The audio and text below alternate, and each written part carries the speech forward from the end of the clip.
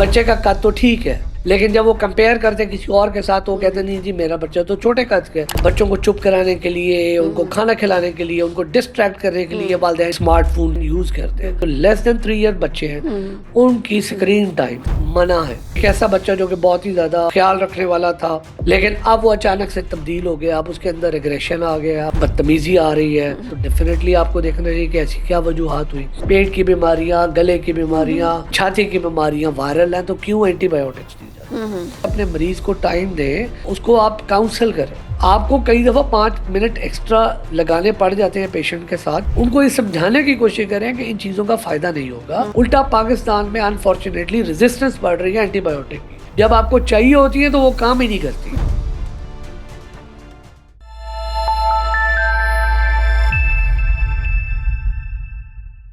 अस्सलाम वालेकुम। आज हमारे साथ हैं assistant professor doctor Syed Khuzaima Arsalan Bukhari, जो कि पीड स्पेशलिस्ट यानी बच्चों के माहिर डॉक्टर हैं। इसके अलावा उनका 22 ईयर्स का एक्सपीरियंस है। आइए उनसे जानते हैं बच्चों के कॉमन मसाइल के बारे में। अस्सलाम वालेकुम डॉक्टर साहब, thank you so much for being here. जैसे आजकल बहुत ज़्यादा बच्चों के मसले चल रहे हैं, पेरेंट्स बहुत ज़्यादा एंग्शियस हो जाते हैं, उन्हें समझ नहीं आती कि क्या करना है, पैनिक कर जाते हैं। तो आप क्या कहना चाहेंगे कि जो प्रेग्नेंट लेडीज़ हैं वो किस तरह मतलब बर्थ से रिलेटेड चाइल्डहुड में जो भी मसले आ रहे हैं बच्चों को, वो कैसे प्रिवेंट कर सकती हैं? बिस्मिल्लाहिर्रहमानिर्रहीम। सबसे पहले तो आपका शुक्रिया, आपने बुलाया। देखिए, जो आपका क्वेश्चन है ना, इसमें ज़्यादा रोल ऑब्स्टेट्रिशियन का है या गायनेकोलॉजिस्ट का है। यानी कि जब बंदी प्रेग्नेंट होती है तो अगर वो प्रॉपर एंटीनेटल विजिट लेती है, जो कि कम से कम भी थ्रू आउट प्रेगनेंसी 3 से 4 है, अगर अनकॉम्प्लिकेटेड प्रेगनेंसी है, तो वो उसमें कोई भी प्रॉब्लम होते हैं वो टाइमली डिटेक्ट हो जाते हैं। जब वो डिटेक्ट हो जाते हैं तो फिर उनका हल करना इजी हो जाता है। तो मेरा जो आपके क्वेश्चन का वो आंसर है वो यही है कि प्रॉपर एंटीनेटल विजिट चाहिए, और उस पे ही ये हम लोग डिसाइड कर सकते हैं कि आगे आने वाली नस्ल को कैसे मज़ीद बचाया जा सकता है और आइडेंटिफाई किया जाए। जी, थैंक यू सो मच। इसके अलावा वैक्सीनेशन में बहुत ज़्यादा कंसर्न होता है लोगों का। अभी तक अवेयरनेस ही नहीं है लोगों में, बहुत ज़्यादा मिसकंसेप्शंस हैं, मिथ्स हैं वैक्सीन को लेके। वो बच्चों को वैक्सीन नहीं लगवाते हैं या बहुत ही कैजुअल ले लेते हैं कि वैक्सीन पता नहीं लगवानी है नहीं लगवानी है, बाद में लगवा लेंगे। तो उसके बारे में आप क्या कहना चाहेंगे? देखिए, वैक्सीनेशन को लेकर सिर्फ पाकिस्तान में नहीं बल्कि पूरी दुनिया में मतलब मिसकंसेप्शन कहें, मिथ्स कहें, या आप कह लें कि एंटी वैक्सीन सोच कहें, ये प्रिवेल करती है। बहुत सारे लोग हैं जो कि वैक्सीन के अगेंस्ट हैं, सिर्फ पाकिस्तान में नहीं बल्कि अगर आप यूरोप और बड़े मुल्कों की भी बात करें तो वहाँ भी यही सिचुएशन है। अब उसमें देखें कि और ये वैक्सीन लास्ट 100 ईयर से ऑलमोस्ट लग रही है। अब अगर हम इनके देखें, इनका जायज़ा लें कि लास्ट 70 80 ईयर्स या 100 ईयर्स में वैक्सीन ने क्या किया, क्या वाकई में जो कॉन्स्पिरेसीज थी वो सही साबित हुई, तो मुझे नहीं लगता कि एक भी कॉन्स्पिरेसी वैक्सीन को लेके सही साबित हुई है।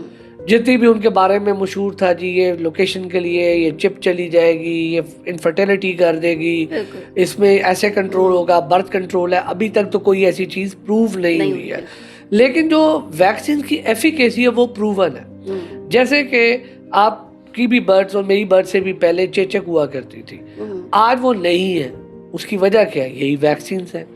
पोलियो तकरीबन दुनिया से एरेडिकेट हो गया। अनफॉर्चुनेटली पाकिस्तान, अफगानिस्तान और एक अफ्रीकी मुल्क है, जो ये 2-3 ही रह गए हैं जिनमें पोलियो के कुछ केसेस मतलब देखे गए हैं। अदरवाइज पोलियो भी एरेडिकेट हो गया। बहुत सारी डिजीजेस कंट्रोल में आ गई है जिनकी वजह से प्रीवियसली बहुत डेथ होती थी। जैसे मीजल्स को ले, खसरे के साथ इतने बच्चों की डेथ हो जाती थी दुनिया में, जो कि बहुत नीचे आ चुका है। तो अगर आप इनका एक जायजा लेना तो आपको ये पता लगता है कि जो कॉन्स्पिरेसीज हैं वो तो अभी तक कोई प्रूव नहीं हुई है। लोग आते हैं वो थ्योरीज ही है अभी तक, लेकिन अगर उसकी इफेक्टिवनेस देखें तो वो प्रूवन है। और हम लोग आए दिन देखते हैं कि जिस चीज़ की वैक्सीन है उस चीज़ के केसेस कम है। जब केसेस कम है तो ऑटोमेटिकली आपकी मॉर्बिडिटी यानी कि आपके मतलब पेशेंट एडमिट नहीं होंगे, और उसके बाद ये है कि उसका फ़ायदा ये होगा कि क्या कहते हैं, आप पे बोझ एक्स्ट्रा नहीं पड़ेगा। और ज़ाहिर बात है, अगर एक सेहतमंद एनवायरनमेंट है तो उससे बेहतर हमें और क्या चाहिए।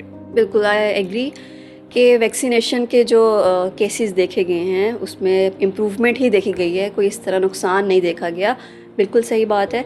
इसके साथ साथ आजकल बच्चों में क्या कॉमन इन्फेक्शंस या इलनेसेस, डिजीज़ेस क्या देखी जा रही हैं? देखिए, पाकिस्तान में थ्रू आउट द ईयर ये जो डिजीज़ हैं ये ज़्यादातर सीजनल होती है, इन्फेक्शियस डिजीज़। कुछ ख़ास टाइम पे कुछ ख़ास वायरसेस, बैक्टीरिया एक्टिव हो जाते हैं। जैसे अगर आप इसको लें, जैसे कि अब सर्दियों का सीज़न स्टार्ट होने वाला है, तो इसमें बच्चे अपर और लोअर रेस्पिरेटरी ट्रैक इन्फेक्शन के साथ बहुत आते हैं, यानी कि खांसी, नज़ला, ज़ुकाम, छाती की इन्फेक्शन बहुत कॉमन है। उसकी वजह यही है, सर्दी का मौसम है, कहीं बेहतियाती हो जाती है, इस वजह से आती है। फिर एक को हुआ तो वायरल होती है, फिर फैल जाती है, स्पेशली स्कूल गोइंग बच्चों में। स्कूल गोइंग बच्चे घर ले आते हैं, घर में अपने छोटे बहन भाइयों को देते हैं और यूं करके चीज़ें फैलती हैं। और यही जब गर्मियों की बात आती है तो गंदगी की वजह से आपने देखा है कि बच्चों में गैस्ट्रोएंटेराइटिस बहुत है, जिसको आमतौर पे अक्सर मीडिया रिपोर्ट करता है जी गैस्ट्रो के इतने पेशेंट एडमिट हो गए। वो बेसिकली है जी वॉमिटिंग का होना, लूज स्टूल यानी कि साल हो गया, पेट में दर्द, बुखार, ये सारी चीज़ों के साथ प्रेजेंट करते हैं। और उसमें सीवियरली डिहाइड्रेशन यानी पानी की शदीद कमी हो जाती है कि कई बच्चों को हॉस्पिटल में एडमिट करके आईवी फ्लूइड्स तक देने पड़ते हैं। तो ये वायरसेस होते हैं, डिफरेंट टाइम्स, डिफरेंट सीजन में डिफरेंट देखे जाते हैं। और इनका ताल्लुक बेसिकली अगर देखा जाए तो वो हाइजीन के साथ भी बहुत गहरा है। अगर आपकी हाइजीन अच्छी होगी, जैसे कि आप देखते हैं कि यही सारी बीमारियां वेस्ट में बहुत कम है या अच्छे मुल्कों में कम है, क्योंकि वहाँ हाइजीन का ख्याल रखा जाता है, बच्चे साफ़ सुथरे रहते हैं, वालिदैन साफ़ सुथरे हैं, बाहर से गंद बला नहीं खाया जाता। इस वजह से बच्चे मतलब इन बीमारियों में जाते तो हैं, लेकिन उनकी परसेंटेज हमसे बहुत कम है। तो ये वो चीज़ें हैं जो कि बहुत इन्फेक्शियस डिजीज़ कॉमन है। इसके अलावा भी बहुत सारी है, लेकिन जो बच्चों में कॉमन है वो ज़्यादातर ये वायरल डिजीज़ ही हैं। इसके अलावा जो किडनी रिलेटेड डिजीज़ हैं वो क्या होती हैं? मतलब देखिए, kidney related disease different types की हैं। कुछ उनमें से ऐसी हैं जो मौरूसी हैं, बल्कि अगर आप कहें तो उनमें मेजॉरिटी मौरूसी ही हैं बच्चों में स्पेशली। वो आप कह लें कि उनकी मतलब ख़ानदानी तौर पे वो चीज़ मौजूद होती है।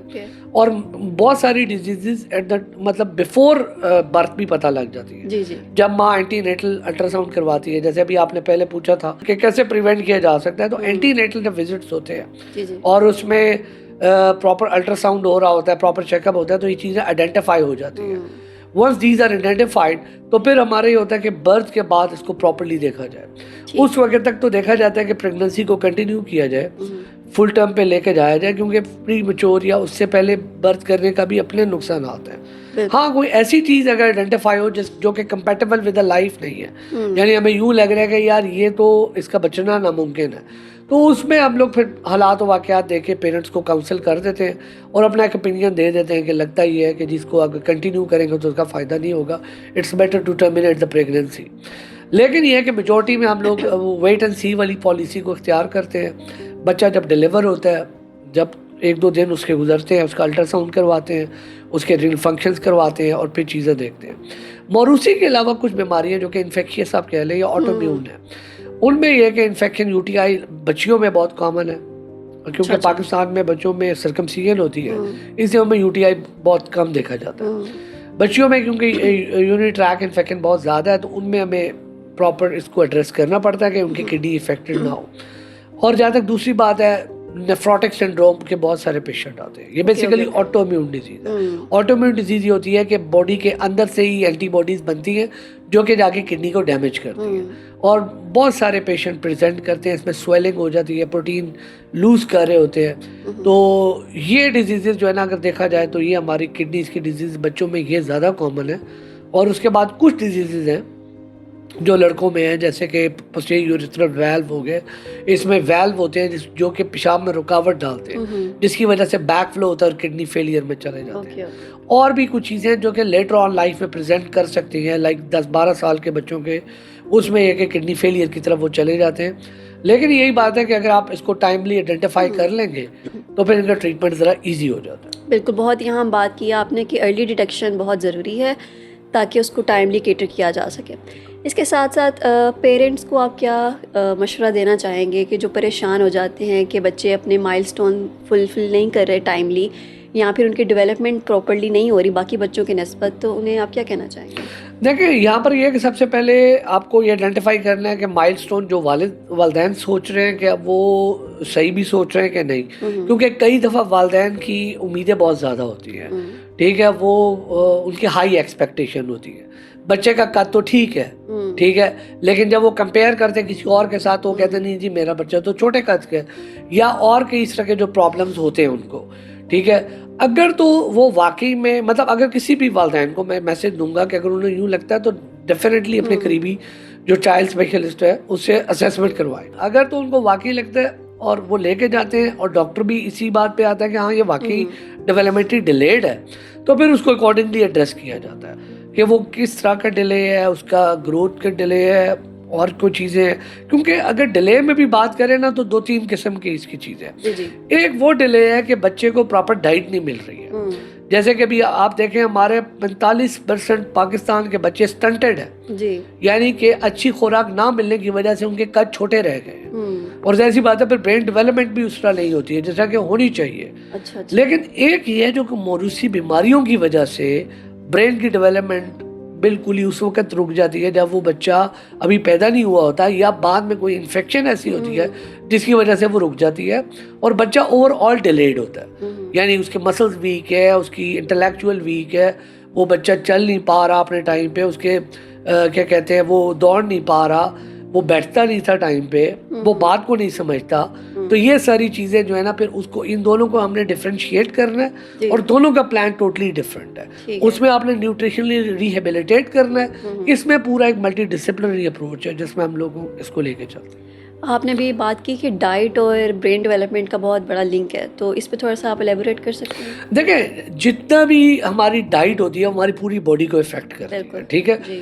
ब्रेन एक सेंसिटिव पार्ट है हमारा जो आपके बच्चों में तो बहुत ही इंपॉर्टेंट है क्योंकि बच्चे ग्रो कर रहे होते हैं, उनका ग्रोइंग ब्रेन होता है और तकरीबन 90% डेवलपमेंट उसने ले लेनी होती है फर्स्ट 2 ईयर ऑफ लाइफ। अगर उसमें किसी वजह से उसको डाइट अच्छी नहीं मिलेगी तो उसकी ग्रोथ पे एडवर्स इफेक्ट आएंगे, वो प्रॉपरली ग्रो नहीं करेगा। जब वो ग्रो नहीं करेगा तो फिर वो लॉन्ग टर्म इफेक्ट में चला जाएगा कि वो बच्चा जब बड़ा होगा तो वो नॉर्मल उस तरह से नहीं करेगा जिस तरह उसको करना चाहिए, वो इंटेलेक्चुअली इतना शार्प नहीं होगा और बाकी चीज़ों में भी उसका फ़र्क आएगा। जैसी बात है ब्रेन ही वो चीज़ है जो कि हमारी पूरी बॉडी को कंट्रोल कर रहा है। तो इस तरह यानी कि डाइट आपकी डायरेक्टली इफेक्ट करती है। इसीलिए हम लोग माँ को कहते हैं कि 4 से 6 महीने में आप डाइट स्टार्ट कर दें, माँ के दूध के अलावा भी। बेस्ट माँ का दूध है सून आफ्टर बर्थ। जब 4 से 6 महीने का पीरियड आता है तो एक ट्रांजिशन पीरियड है और 6 मंथ के बाद बच्चे को कम से कम 3 से 4 मील्स मैंडेटरी है, देना ज़रूरी है। तो अगर उसमें डिले आ जाता है तो वो डेफिनेटली आपकी देखिए बॉडी पे तो वो इफेक्ट डालेगा क्योंकि लेकिन ब्रेन बहुत इंपॉर्टेंट आपको पता है हमारा एरिया है, एक ऑर्गन है। अगर वो इफेक्ट होगा तो फिर पूरी बॉडी वैसे ही इफेक्ट होगी। बिल्कुल ऐसे ही है। बहुत ही इन्फॉर्मेटिव बात आपने बताई है। इसके अलावा जैसे आजकल टेक्नोलॉजी और सोशल मीडिया का दौर है और माँ बाप बच्चों को फ़ोन वगैरह पकड़ा देते हैं, स्क्रीन्स का बहुत ज़्यादा इंटेक है, तो इसकी वजह से क्या डेवलपमेंटल इश्यूज़ आ रहे हैं या ओवरऑल क्या इश्यूज़ आ रहे हैं? देखिए ये आपने बड़ा ही एक इम्पॉर्टेंट क्वेश्चन किया। आजकल के हालात को देख के सोशल मीडिया, आपको पता है social media is very common, हर जगह लोगों के पास क्या कहते हैं मोबाइल्स हैं जो कि स्मार्टफोन्स हैं और बच्चों को चुप कराने के लिए, उनको खाना खिलाने के लिए, उनको डिस्ट्रैक्ट करने के लिए वालिदैन यूज़ करते हैं। मेरा यहाँ से क्लियर पैगाम है, देखें 3 ईयर्स से जो लेस देन 3 ईयर बच्चे हैं उनकी स्क्रीन टाइम, सिर्फ मोबाइल नहीं screen time, that includes LEDs और ये टैबलेट्स और ये आईफोन सारे, ये मना है। ठीक है। ये ना सिर्फ बच्चों की आंखों पे बल्कि ब्रेन डेवलपमेंट पे भी बुरा इफेक्ट डालते हैं। एक डिसऑर्डर है जो उसको कहते हैं सोशल कम्युनिकेशन डिसऑर्डर। ये बच्चों में बहुत कॉमनली देखा जा रहा है पिछले 10-15 साल से। उसकी वजह यही सोशल मीडिया की चीज़ें हैं कि बच्चे को मोबाइल पकड़ा दिया जाता है, फिर बच्चा जिद भी करता है और वो स्क्रॉल कर करके चीज़ें देख रहा होता है। ना सिर्फ उसके देखें इसके अखलाकी पहलू तो दूसरे हैं, मैं मेडिकल पहलुओं की अगर बात करूँ ना तो इसमें उसकी डायरेक्टली आई साइट वीक हो जाती है और ब्रेन डेवलपमेंट पे एक बुरा असर पड़ता है। और फिर वो बच्चे जब आते हैं हमारे पास तो वो कई दफ़ा म्यूट होते हैं और वो उनके वालिदैन बताते हैं कि पहले ये बोला करता था लेकिन लास्ट 5-6 मंथ से बस ये मोबाइल में लगा रहता है। स्पेशली उन लोगों को बहुत मोहतात होना चाहिए जो मियाँ बीवी दोनों काम करते हैं क्योंकि उनके पास टाइम बहुत थोड़ा होता है वो अक्सर ये होता है कि सुबह चले जाते हैं, शाम को आते हैं तो थके हुए होते हैं, वो भी मोबाइल पकड़ा देते हैं। पीछे जहाँ बच्चे छोड़ के जाते हैं, दादा दादी, नाना नानी, वो भी अपने मतलब कह रहे हैं कि सर से उतारने के लिए मोबाइल पकड़ा देते हैं। तो मैं रिक्वेस्ट करूँगा कि देखें 3 साल से पहले तो बिल्कुल ज़ीरो है। उसके बाद आप मतलब हर एज के हिसाब से एक मुनासिब टाइम दिया जा सकता है। जैसे 3 से 5 साल के बच्चे को आधा घंटा दिया जा सकता है, 5 से 12 साल में घंटा दिया जा सकता है, और उसके बाद फिर 1-2 घंटे ज़्यादा। लेकिन यह है कि अगर आप कंट्रोल नहीं देंगे तो उसके इफेक्ट नज़र आएंगे। बिल्कुल, क्योंकि स्क्रीन की वजह से ह्यूमन इंटरेक्शन ही ख़त्म हो गया, आज की वजह से ये सारे मसले देखने को मिल रहे हैं। इसके अलावा क्या फ़र्स्ट एड आप पेरेंट्स को देना चाहेंगे जो घर में हैं अपने बच्चों के लिए? मतलब कोई भी मसला होता है तो क्या वो एहतियात कर सकते हैं प्रिवेंट करने के लिए भी कोई भी मसला फौरी तौर पर? देखिए ये 8 to 8 डिफरेंट चीज़ है, ठीक है। जो छोटे बच्चे हैं, क्योंकि वो आपको पता है कि कई दफ़ा पॉइजनिंग के साथ आ जाते हैं। कोई ऐसी चीज़ घर में पड़ी हुई है जो कि आप कह लें कि वो पी लेते हैं या उसमें अपने आप को उसको डैमेज कर लेते हैं। इसलिए एक तो ये एहतियात करें। जितने आपके इलेक्ट्रिसिटी स्विच हैं उनको भी आप सेव करें, जो छोटे बच्चों के लिए।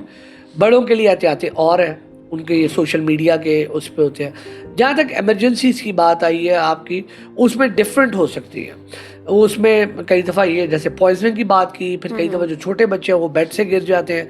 उसमें मैं तो यही कहूँगा कि कोई ऐसी चीज़ नहीं है जो कि वो घर में बहुत ज़्यादा मैनेज कर सकें, सवाए एक चीज़ के कि खुदा न खास्ता बच्चे की कोई चीज़ चली जाती है उसके सांस वाली नाली पे, क्योंकि उसमें कई दफ़ा पैनिक बहुत क्रिएट हो जाता है और हॉस्पिटल तक पहुँचते पहुँचते डर ही होता है कि कहीं नुकसान ना हो जाए। तो बच्चे को अपने हाथ पे लेके उसकी जो बैक है उस पर हल्का सा टैप करना चाहिए, ठीक है। ऐसे जब आप टैप करते हैं तो जो चीज़ फंसी होती है वो बाहर निकल आती है। मुंह में उंगलियां बिल्कुल नहीं मारनी चाहिए, ठीक है। टैप करें और कोशिश करें जल्द अज जल्द उसको हॉस्पिटल लेकर जाए। बाकी कोई भी ऐसी इमरजेंसी नहीं जो कि घर में मैनेज हो सके, उसके लिए बेस्ट यही है कि आपके जो करीबी हॉस्पिटल इमरजेंसी है उसी में लेके जाएं और क्वालिफाइड डॉक्टर से अपना बच्चा चेक करवाएं। बहुत शुक्रिया। इसके अलावा भी रिसेंटली एक बच्चे की डेथ हुई है, उसने मेरे ख्याल है वॉमिट स्वेलो कर ली थी अपनी, तो इस पे क्या एहतियात की जा सकती है पेरेंट्स की तरफ से? देखिए ये वही एस्पिरेशन की वाली बात है। उसमें यह है कि अगर तो आपको लगता है कि बच्चा का कॉन्शियस लेवल अच्छा नहीं है, कहीं भी आपको यूं लगे कि बच्चे का कॉन्शियस लेवल ठीक नहीं है, तो आप उसको एक न्यूट्रल पोजीशन में लेटा देते हैं। न्यूट्रल पोजीशन ये होती है कि आप औंधे मुंह लेटाते हैं और उसका चेहरा एक साइड पे कर देते हैं। इसका फ़ायदा ये होता है कि अगर उसके कोई भी स्टमक के कंटेंट्स निकलेंगे वोमिटिंग की फॉर्म में, या अगर वो कॉफ कर रहा है, जैसे किसी को खुदा ने कहा था फिट्स हो गया, उसको झटके लग रहे हैं, अब उससे कुछ घंटा पहले कुछ खाया था, कई दफ़ा झटकों के साथ वो चीज़ें आ जाती हैं आपके स्टमक से निकल के आपके मुंह में। अब डर ही होता है कि कहीं एस्पिरेट नहीं कर रहे, यानी कि सांस की नाली में न चला जाए। तो उसके लिए बेहतर ये होता है कि आप उसको एक न्यूट्रल पोजीशन में कर दें, कि आप उसको औंधे मुंह करके, और ये नेट पे कई दफ़ा आपको ये मिल भी जाएगी कि क्या पोजीशन एप्रोप्रिएट है। उसमें औंधा मुंह होता है और चेहरा एक साइड पे होता है, ताकि जो कुछ भी हो वो बाहर ही आए, एस्पिरेट नहीं करे। ठीक हो गया। इसके अलावा कौन से अलार्मिंग बिहेवियर्स हैं बच्चों में कि जिसके बारे में पेरेंट्स को कंसर्न होना चाहिए? देखिए अलार्मिंग बिहेवियर में भी चीज़ें ये आ जाती हैं कि अगर एक तो ये है कि रूटीन से हट के अगर आपको कोई भी चीज़ नज़र आती है कि एक ऐसा बच्चा जो कि बहुत ही ज़्यादा आप कह लें कि ख्याल रखने वाला था, चीज़ों को वो करता था, लेकिन अब वो अचानक से तब्दील हो गया, अब उसके अंदर एग्रेशन आ गया, अब उसके अंदर आप कह लें कि बदतमीज़ी आ रही है, अब वो बात नहीं सुन रहा, तो डेफिनेटली आपको देखना चाहिए कि ऐसी क्या वजूहात हुई। इसी तरह कुछ नॉर्मल से हट के, कुछ भी चीज़ नॉर्मल से जब हट जाए तो आपको डेफिनेटली उसको एड्रेस करना चाहिए, फॉर ग्रांटेड नहीं लेना चाहिए। जैसे मैं आपको कॉमन मिसाल देता हूँ कि जब किसी के यहाँ बच्चे की वलादत होती है, तो जो इमीडिएट बच्चा है, चाहे वो 2 साल का है, चाहे 4 साल का है, चाहे 6 साल का है, उसके अंदर एग्रेशन आता है, उसके अंदर एक जिद आती है, उसके अंदर एक बदतमीजी आती है, उसके अंदर एक इरिटेबिलिटी आती है। क्यों? वही चीज़ें जो उसको पहले मिल रही थी, लेकिन अब बच्चा क्योंकि आ गया, माँ उसके साथ बिजी हो गई है, जितने भी चचा मामू आ रहे हैं सारे उसी को फोकस कर रहे हैं, तो वो बिल्कुल अकेला फील करता है, ही लेफ्ट स्टैंडर्ड। तो उसमें वालिद का बड़ा रोल है, बाकी फैमिली का भी है, लेकिन वालिद जो है ना, बच्चों का ये है वो फील तो बहुत कर रहे होते हैं कि यार मुझे वो लिफ्ट नहीं मिल रही माँ की तरफ से जो पहले मिला करती थी, लेकिन बच्चों में एक फ़ायदा ये भी होता है कि डिस्ट्रैक्ट भी हो जाते हैं बड़ी जल्दी, तो वो डिस्ट्रैक्ट कर लिए जाते हैं। वो कैसे होंगे, वो वालिद का इसमें रोल है कि अपने साथ अटैच कर ले, अपने साथ लेके जाए, तो वो ऑटोमेटिकली भी चीज़ें सेटल डाउन। बहुत ही ज़रूरी बात की है कि फ़ादर का बहुत बड़ा हाथ होता है बच्चों की परवरिश में। अच्छा, इसके अलावा बहुत सारी मिसकंसेप्शंस होती हैं बच्चों को लेके या बच्चों के मसलों को लेके, तो उस बारे में आप क्या कहेंगे? क्या कॉमन मिसकंसेप्शंस हैं या मिथ्स हैं? मिसकंसेप्शन देखें, वैसे तो पाकिस्तान में तो इसकी एक बहुत बिल्कुल। लंबी लिस्ट है, लेकिन अगर आप बर्थ से लेके आगे चलें तो इसमें एक बड़ी मिसकंसेप्शन ये है जिसको जॉन्डिस होता है, उसको कहते हैं धूप लगवाए, एक मिथ है। फिर ये होता है जी कि पहले दिन से ही खुला दूध स्टार्ट कर देना चाहिए, ये भी बच्चे के लिए मुनासिब नहीं है, ठीक है, क्योंकि जो रिसर्च है वो यही कहती है कि फर्स्ट ईयर ऑफ लाइफ में 2 ही दूध सेफ है, या मदर फीड हो या फॉर्मूला हो। हाँ, 1 साल के बाद आप कोई भी दूध बच्चे को दे सकते हैं, लेकिन कई दफ़ा पुरानी जो माएँ हैं या दादी हैं वो इंसिस्ट करती हैं कि नहीं, आप ये खुला दूध या बकरी का दूध या फलां दूध ये पिलाएं, इसके नुकसानात हैं। बाकी वैक्सीन की तो हमने बात कर ली कि वैक्सीन को लेके एक बहुत ज़्यादा एक मिथ क्रिएट की जाती है कि वैक्सीन सेफ नहीं है, इनके लॉन्ग टर्म में नुकसान आता है, हालांकि उनके फ़ायदे ज़्यादा हैं। और उसके अलावा जितनी भी हैं कि भाई एक और चीज़ है जो कि मैं कहना चाहूँगा, जो मैं डेली देखता हूँ, कई दफ़ा वालिदैन आते हैं और आके कहते हैं जी ये फलां बीमारी है, और मैंने बताया कि बच्चों में ज़्यादातर वायरल इलनेसेस है, वो इंसिस्ट करते हैं कि डॉक्टर साहब कोई एंटीबायोटिक दे देगा, हमारे बच्चे एंटीबायोटिक के बगैर ठीक नहीं होते हैं। ये भी एक बहुत बड़ी मिथ है जिससे हम लोग डेली फेस करते हैं।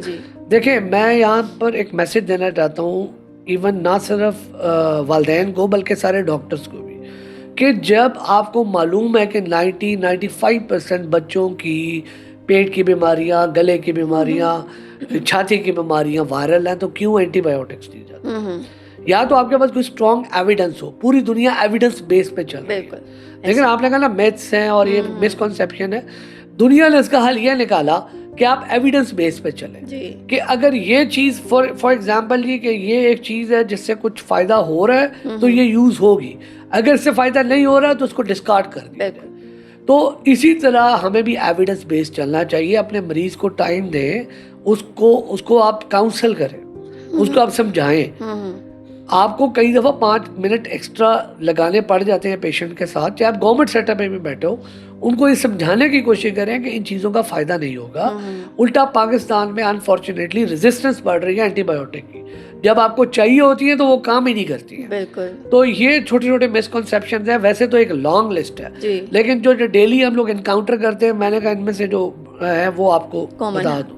बहुत शुक्रिया। इसके अलावा पेरेंट्स का बहुत ये एक सवाल है कि बच्चे खाना वगैरह नहीं खाते, तो उसके लिए वो क्या करें? देखें, जहाँ तक ये तो खैर आप कह लें कि हर दूसरी माँ का यही क्वेश्चन है, वो जी मेरा बेटा खाना नहीं खाता या मेरी बेटी खाना नहीं खाती है। देखें, एक इसमें भी 2 चीज़ें आ जाती हैं। एक तो ये है कि हाई एक्सपेक्टेशंस, कई दफ़ा वो समझते हैं जब तक ये पूरी प्लेट भर के नहीं खाएगा, जब तक ये पूरा पराठा नहीं खाएगा तो इसने नहीं खाया, हालांकि वो खा मुनासिब रहा होता है, लेकिन माँ की उम्मीद बहुत ज़्यादा होती है कि नहीं ये और खाए। अगर तो इस किस्म का केस है, यानी कि बच्चा आता है, फ़र्ज़ करें वो 2 साल का 3 साल का बच्चा है, 3 साल के बच्चा है, 15 किलो का है, एक्टिव है, बाकी सब कुछ है, माँ कहती है खाता नहीं मेरी जो मेरी एक्सपेक्टेशन है, तो उसमें माँ की काउंसलिंग ज़रूरी है, ना कि बच्चे को ट्रीट किया जाए। उसे समझाया जाए कि आपका बच्चा माशाल्लाह अच्छी ग्रोथ है, उसमें कोई प्रॉब्लम नहीं है, और जो आप दे रही हैं आप ठीक कर रही हैं, इसको आप मजीद ग्रेजुअली इंक्रीज करें। ठीक है। दूसरी चीज़ ये है कि जो जेन्युइन पिकी ईटर्स हो गए या जो रेजिस्ट करते हैं, देखें जब बच्चा 1-1.5 साल से बड़ा होता है तो उसके अंदर ये रेजिस्टेंस आती है टू फूड। उसका यही दिल होता है कि वो सारा वक्त खेलता रहे, शरारतें करे, और फिर वो खाने को रेजिस्ट करता है, माएँ पीछे पीछे लेके भाग रही होती है। इसमें यह है कि देखें थोड़ा सा ना, कई दफ़ा मैं ये बात जब करता हूँ तो माएँ हैरान भी होती हैं इसमें कि यार इतना छोटा बच्चा है, हालांकि बच्चे को भी समझ आ रही होती है चीज़ें। जी बिल्कुल। मैं बिल्कुल ये नहीं कहता कि बच्चों को अब्यूज़ किया जाए, लेकिन माओ को ये ज़रूर कहता हूँ कि आप बातचीत बंद कर सकते हैं, आप चेहरा दूसरी तरफ कर सकते हैं। देखिए हमारी नेचर ही है कि आप सिर्फ पैम्पर करके काम नहीं करा सकते, आप सिर्फ डांट डपट करके काम नहीं करा सकते, आपको एक बैलेंस करना पड़ता है डिसिप्लिन लाने के लिए। इतना छोटे बच्चों को डिसिप्लिन में करना बहुत मुश्किल काम है, लेकिन वो कहते हैं ना बाय हुक और बाय क्रुक आपको ये चीज़ करनी है, तो माँ टैक्टफुली चल सकती है। वो ये कर सकती है कि अगर वो अपनी नाराजगी शो करे, मार के नहीं, चीख के भी नहीं, डांट के भी नहीं, बल्कि अपनी और उसकी बातचीत या उसको रिस्पॉन्ड कम करके। और फिर वालिद का भी इसमें रोल है, ठीक है। और फिर जब वो कोई काम करे तो अप्रिशिएट भी करे उसे। बिल्कुल। अगर वो उसके साथ बैठती है, फर्ज करो वो माँ से कुछ चीज़ डिमांड करता है और कहता है पहले मेरे साथ ये खाओ, और वो नहीं खाता और वो नाराज़गी शो करती है, जब वो आके बैठ के वो खाना शुरू करे तो उसको अप्रिशिएट करे, उसको कोई इनाम भी दे, उसको कहीं ले के भी जाए, ताकि उसको पता लगे कि यार वो अच्छा काम करेगा तो अप्रिसिएशन भी मिलेगी। ये वन वे ट्रैफिक नहीं होती है। और इसी तरह वो रेजिस्टेंस क्यों आती है, इसका माएँ हल तलाश क्या करती हैं, आसान। वो दूध पे दूध पिलाई जा रही होती है। चलो जी, वो एक कॉमन हमारे पास आती है, नहीं वो डॉक्टर उनसे कुछ खांदा नहीं, चलो इन्हों दूध ही पिला दो। ये बड़ी रॉन्ग प्रैक्टिस है। इसकी वजह से आपका बच्चा बहुत ज़्यादा इफेक्ट होता है। उसमें फिर आगे जाके कॉन्स्टिपेटेड हो जाता है, ज़्यादा दूध पीने की वजह से आयरन डेफिशिएंसी, अनीमिया हो जाता है उससे, और फिर मिट्टी भी खाने लग जाता है, फिर पेट में कीड़े भी हो जाते हैं। और ये अक्सर बच्चे फिर हमारे पास आते हैं और आके वो खवातीन से पूछो दूध कितना पीता, माशाल्लाह तो दूध बहुत पीता। फिर मैं उन्हें कहता हूँ यार ये माशाल्लाह वाली बात नहीं है, जैसे excess of everything is bad. तो आपको हर चीज़ में बैलेंस रखना चाहिए। मैं हर किसी ये नहीं कह रहा कि दूध बंद कर दे, मैं कहता हूँ इसकी क्वांटिटी को आप रैशनलाइज करें। आप एक मुनासिब मिकदार में दूध दें और उसके साथ फिर आप खुराक पे तवज्जो दें और बच्चे को खुराक पे लाएं। आप ही के बच्चे हैं, आप नहीं लाएंगे तो और कौन लाएगा। ये जो एपेटाइजर है ये तो हम लोग वहाँ यूज़ करते हैं जब बहुत ही आप कहेंगे माँ की, मतलब वो माँ हाथ खड़े कर चुकी है, कहती जी मैंने तो अपना पूरा जोर लगा दिया। उससे पहले माँ हिम्मत करे तो ये 90% केसेस तो माँ ही रिजॉल्व कर सकती है। बिल्कुल, लेकिन उसके लिए तवज्जो देने की। बिल्कुल ऐसे ही है। लेकिन पाकिस्तान में ये बहुत मसला है कि अगर माँ कोशिश कर भी रही है तो इर्द गिर्द के लोग बहुत ज़्यादा उसमें इन्वॉल्व हो जाते हैं। अगर माँ कह रही है कि नहीं इस बच्चे को कुछ नहीं देना इधर उधर की चीज़ कोई, लेकिन आपके इर्द गिर्द के लोग, दादी हो गई या इवन फादर हो गए, वो कहते हैं कोई बात नहीं बच्चा है इसको दे दो, अगर नहीं ये नहीं खा रहा तो चलो चिप्स दे दो वगैरह, इस तरह की चीज़ें दे दो। तो ये बहुत ही इंपॉर्टेंट चीज़ है कि पेरेंट्स को भी और इर्द गिर्द के लोगों को भी इस पे गौर फिक्र करना चाहिए। सोशल इश्यूज तो है यार, बिल्कुल, उनका हाल तो आपके पास है, मेरे पास नहीं है। जी। इसके अलावा अब आप ओवरऑल पेरेंट्स को क्या एडवाइस देना चाहेंगे, क्या प्रिवेंशन के लिए क्या किया जा सकता है या क्या एडवाइस? देखिए मेरी एडवाइस इज़ वेरी सिंपल, वो ये है कि अपने बच्चों की खुराक का, डाइट का ध्यान रखें, उनके हाइजीन का ख्याल रखें, बाहर की चीज़ें जितनी कम दे सकें दें। क्योंकि देखें प्रैक्टिकली स्पीकिंग, अब मैं ये कह दूँ बाहर की चीज़ें नहीं दें, प्रैक्टिकली पॉसिबल ही नहीं। लेकिन अब जिस कदर रेजिस्ट कर सकते हैं आपको रेजिस्ट करना चाहिए। ठीक है, घर की आदत डालें चीज़ें खाने की, फिर हाइजीन का बहुत ख्याल रखें। और उसके अलावा ये है कि जहाँ आपको लगे तो खुद से डॉक्टर काइंडली नहीं बने। बेहतर ये है कि क्वालिफाइड डॉक्टर से मशवरा कर लें जहाँ आपको डाउट हो।